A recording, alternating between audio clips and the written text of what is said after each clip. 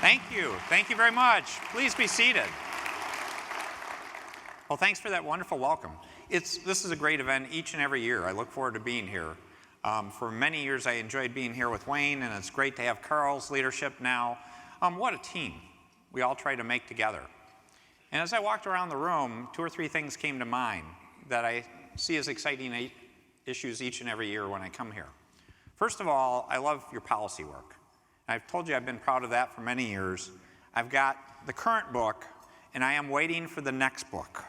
So I want to thank you for your good hard work, because this is something I do look at. Because one of the things about the public sector that people forget, quite often people try to make politics too complicated. I try to keep it really simple. So when you do a policy book like that, you wonder, does the governor really look at it? I do. The reason why is I work for you. The political world is too much about noise too often. People talking past one another, people talking at each other. My simple philosophy is you hired me to do a job, and that's to give you great service, great customer service. You're my customer. The 10 million people of our state and the organizations in our state. And life is that simple. And how do you do it efficiently, effectively, and with accountability? And to deliver those services. And it's worked well for a number of years. I'm proud of how far we've come over the last few years. A couple things I would share with you that are really exciting, I believe, about the comeback of Michigan is when I became governor, the unemployment rate in our state was 11.2%. If you look at it today, it's 5%. We've created 420,000 private sector jobs in our state, the 5th most in the United States, after being projected to be the bottom state during this entire time period. We moved the curve. We changed the needle. And how did we do that? We did it by working together. And when I come back to this model about how government works, the way I view our role in the public sector is we create the environment for success. And then we let free enterprise work. And when you look within the state of Michigan, we've got 3 large industries that tend to be our leaders. You're one of them. Obviously, we have manufacturing, the automotive industry. They're doing very well right now. We have tourism, pure Michigan. One of the things I have fun with is when I travel the country is watching other governors get aggravated by pure Michigan ads. I'll share one fun thing with you that I actually get off. I have a favorite t-shirt, in fact, because I'm not very good at marketing. You know I'm an accountant. But I have a favorite t-shirt that I like to remind them, and the tagline on my t-shirt is 4 out of the 5 Great Lakes prefer Michigan. And then you come to agriculture and look at the wonderful opportunities here, our ag and food industry. In 2010, the size of the industry was $71 billion. This current year, we surpassed that $100 billion mark, $101 billion. Think about that, 71 to $101 billion in a 5-year time frame. Another thing I'll share with you that I'm very proud of, because it was mentioned about MEAP. My very first bill as governor that I signed was MEAP. I actually told the story about I was a new governor and I actually had a pen that didn't work for my first bill signing. But if you looked at the numbers on MEAP, there were roughly 860 MEAP verified farms at the end of 2010. Today, there are over 3,000. Think of that.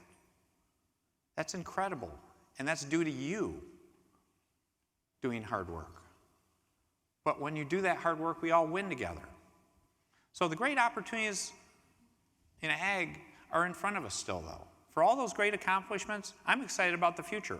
So I'm not going to talk any more about the past. I thought I would talk about several issues that I consider as important issues on my table today and for the next few years. And I believe there's a strong alignment of these opportunities. One of the first things I'll share with you is the whole issue of talent. A top priority for me as governor of Michigan, statewide in every issue, is how do we help people get connected to careers better? And one of the opportunities we have in particular is in the skilled trades, career tech education, really making that connection happen. And this applies to agriculture as much as any field. You know that. One of the things we don't do in the ag industry is market ourselves as well for how high-tech it is and the technology and the skill sets needed to be successful in this field today. But we can do more to enhance the programs we have at our community colleges, our intermediate school districts, get young people to understand the opportunities, the great career opportunities that are out there, and make that connection happen. It's a huge opportunity. So when you hear me talk about career tech ed and the skilled trades, I've redefined the skilled trades. The skilled trades are no longer welder, plumber, electrician only. I mean, that's what comes to mind when you hear it. But if you're in manufacturing today, if you're on the production floor doing industrial automation or robotics, you're a skilled tradesperson. If you're in agriculture today, you're a skilled tradesperson. We should be proud of that. And we need to do more to encourage that connection to happen. I mean, the obvious illustration was great. I was at Ag Expo a couple years ago with Wayne, and we go up in this big tractor, and I'm not going to mention colors. I'd get in a big fight over that one. I know better than that. Is they let me in the cab, and I go in, and they said, Governor, you put one hand here, and it fit your fingers to say you control different things with all the fingers on this hand. And then I asked the dumbest question of the day. I said, okay, now that I got my right hand here, I steer with my left hand. And the guy looked at me and goes, no, you don't steer this thing. It drives itself. Sit down. That requires some skill, folks. So talent is a top priority, and I would appreciate your support in that. Actually, I had a great conversation with Carl about how we can get more of you engaged in potentially running for school boards. I mentioned community college boards, about getting more active, more involved in helping make these things happen. A second key thing that I launched, because obviously you've probably tracked me and seen me do a lot of things for like helping bring back Detroit, and Detroit is making a big comeback, which is great for the entire state, regardless of where you live. But one of the things we've launched that hasn't gotten the attention is something called Rising Tide. We have parts of Michigan that are not coming back as fast as other parts. They're economically challenged. And you expect to hear that some of the big cities on the list, but we have a number of rural and smaller communities that are also challenged. So I told the people in our economic development area, we need to do something about that. I don't want to leave those places behind. So we launched this program called Rising Tide. We're looking at the 10 regions of the state and picking one community in each one of those regions. And what are we doing? We're going to those communities to say, would you like more help bringing back your economy? And the answer has been a resounding yes. But we said, we're going to send not dollars, but focused resources, people help, so you can help yourself succeed. And we're doing it by a combination of sending in MEDC, economic development people. We're sending in MISHDA, the housing development, the community redevelopment people. We're sending in TIA, the talent investment people, to work together, and we're coordinating with the Department of Ag and Rural Development. We're doing a comprehensive approach to have skills come to help people help themselves. That's the way we should be working together. And my view is we're going to take on these 10 communities to start with, and as we see success happen and they start working really well, we're going to find the next community in that region to go help. And hopefully other communities can learn from that. Those are great opportunities. Other things. One of the things we have going on right now is a comprehensive review of the energy policy for the state of Michigan. I hope this will be the energy policy for the next 20 to 40 years or longer for the state. It's a smart policy. It's about an adaptable policy that will deal with reliability, affordability, and environmental sustainability. And in the ag industry, I know there's opportunities there. How can we get more access to natural gas? How can we do more things to use electricity, deal with energy waste more efficiently? So there's a huge set of opportunity sets that can make us more competitive that I want to emphasize. Broadband, how do we get better connectivity? I mean, you know it today. Think about what's coming out of those tractors and combines and all the other pieces of farm equipment. How do we collect all that data? How can you use that more effectively? How can you benchmark yourself against others and be more successful? We can work on that area. Water is a huge opportunity for us. I talked about the Great Lakes, but we have an opportunity that no place else has in terms of access to fresh water. But we need to do it a smart way. We need to be responsible stewards for the next 1,000 years for that water and longer. But how can we utilize it effectively to give us a competitive advantage, to better provide for people, to be more productive in providing food and agricultural products to people? Another area there. In terms of a couple big themes I'll share with you that we're going to continue to work on. that aren't as policy-oriented, but they're critically important things is I think there are two huge opportunities on the ag side. First of all, exporting. We're a state that exports things. What made Michigan great and what's going to get us on that comeback path, we're seeing the results already, is how do we do things beyond our borders? How do we produce things in Michigan? Made in Michigan means something special to me. It needs to be something special for all of us, whether it's a manufactured product, a grown product, or something created here. And how do we sell it? How do we ship it across the globe? It's working well. I've made 5 trade missions to China in 5 years. We've seen a 40% increase in exports to China as just one illustration. So there's more work to be done there. We can take more market share. We can help support the world in terms of their food needs through Michigan. One of the opportunities that we should be marketing with that, though, is how strong we are in food security and biosecurity. Again, those are new issues we're seeing more and more of, but those are issues that I think Michigan can be a leader in to help carry that export message, first and foremost, keeping our people safe here, keeping you safe, but that's a message that's going to resonate across the globe. People are going to want the products that they know are safe and secure. And we have the tools to be a leader in the world in that. We are a leader in the world. A lot of times we just don't tell people that. The other part is value-added processing. One of the things you can really differentiate yourself on is how to go beyond a commodity. How do you add special value to that product to make it something that stands out?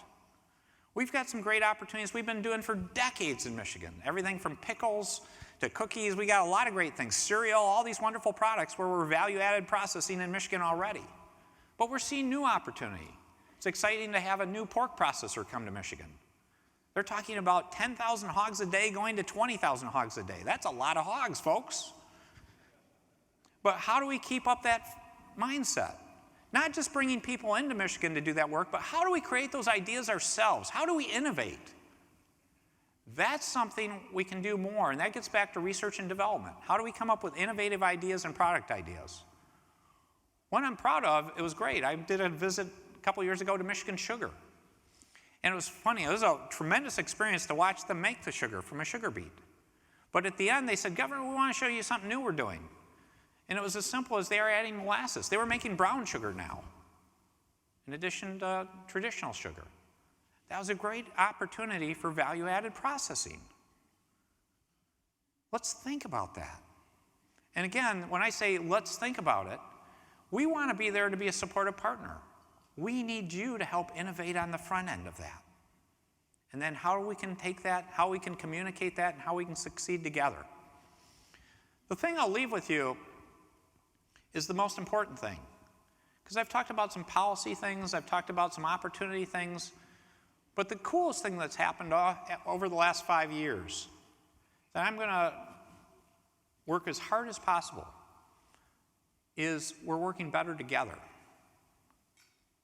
The biggest thing we needed to do in Michigan, what drove me to run for governor, is we were a broken state because we weren't working together. We were so successful, we forgot that you got to be a family and you got to work together to succeed. And that's the spirit we need to keep on working. We're not all the way where we need to be yet. And will we always agree on everything? No. With the rest of the state. But we should spend our time on the things we agree on, making those things happen. I tell people the way I view my decision making, particularly the budget, but everything else, is I literally pretend I'm sitting at the family table, the kitchen table. I call it the kitchen table test.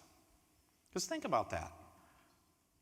With your family, even if you just have a spouse in your family, do you agree with 100% of everything with your spouse? I know there's some laughs there. I've learned the answer. My wife is always right. But think about how you talk to your family versus how you see politicians talk in this country. We should be talking to one another regardless if you're in public office, whether you're at a family table, whether you're working with someone, you're a supplier, you're a partner in some fashion, with a degree of civility and respect that they deserve, that you want to see happen. And that's what we need to be doing in Michigan. is recognizing we're an extremely diverse state. We should be proud of that. We should embrace that diversity as a positive power. But then let's channel it to say we can find common ground on any issue. Let's not dwell on where we might not agree. Let's advance what we agree on and show we're better people. And that's the commitment I make to you in my service to you. So thank you for the opportunity to be here again. You're a great group. I am looking forward to this policy book, seriously. So when you're going through that, remember, you got the governor reading this thing, so no sneaking in extra lines, making jokes about the governor, please. We've done outstanding work. I am so proud of this industry. Agriculture is a leading force, a shining light in Michigan, has been, continues to be, and will be for the future. But I also ask for your support on these big cultural questions and these initiatives. Let's show that we can be a family together. Thank you so much. Thank you.